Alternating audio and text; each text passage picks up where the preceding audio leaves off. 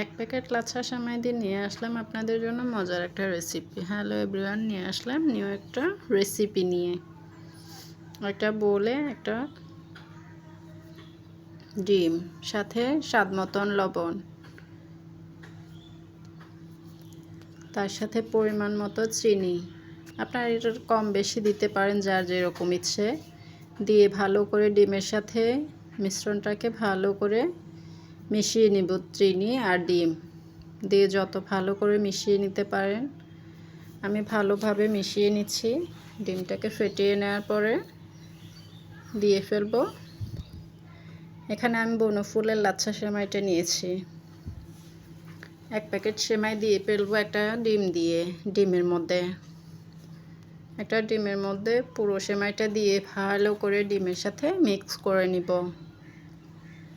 যত ভালো করে মিক্স করে নেবেন ততটা আটাটা সুন্দর হবে, পিঠাগুলাও তত মচমচে মজাদার হবে। অনেক মজার রেসিপি,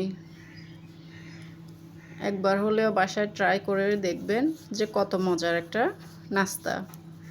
আমার কাছে তো বেশ ভালো লাগে, অনেক মজার। ডিমের সাথে ভালো করে সেমাইটা মিক্স করে নিয়ে দিয়ে ফেলবো নারিকেল। ডিম, নারিকেল আর সেমাই যত ভালো করে মিক্স করে নেবেন ততই মজার একটা নাস্তা তৈরি হয়ে যাবে। ডিম সেমাইয়ের মিশ্রণগুলো যত ভালো করে আপনি মিশিয়ে নিতে পারবেন তত মজার একটা ডো তৈরি হবে। যত ভালো করে আপনি মিশিয়ে নেবেন ততই স্মুথলি একটা ডো তৈরি হবে।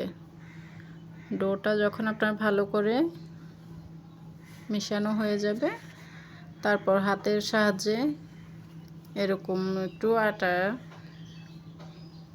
সেমাইয়ের ডোটা নিয়ে এরকম গোল গোল করে শেপ করে নেবে। শেপটা আপনার ইচ্ছে মতোই দিতে পারেন। কেউ গোল দিতে পারে, কেউ একটু চ্যাপ্টা করে দিতে পারে, কেউ আবার মিষ্টির শেপে নিতে পারে। যে যার যে শেপে ভালো লাগে। আমার কাছে এরকম একটু চ্যাপ্টা করে ভালো লাগছে। তেলটা একেবারে গরম করে নিয়েছি, একে একে তেলে দিয়ে ফেললাম। দেওয়ার পরে ব্রাউন কালার করে ভেজে নিতে হবে। ব্রাউন কালার হয়ে গিয়েছে, এরকম উঠিয়ে নিব। মচমচে অনেক মজাদার এক নাস্তার তৈরি সন্ধ্যার। রেসিপিটা কেমন হয়েছে জানাবেন সবাই। সাথে একটু চাও রেখেছি। ভারী নাস্তা খাবো, তার সাথে চা খাবো না, এটা কখনো হয়? সবাই ভালো থাকবেন, সুস্থ থাকবেন। আল্লাহ হাফেজ।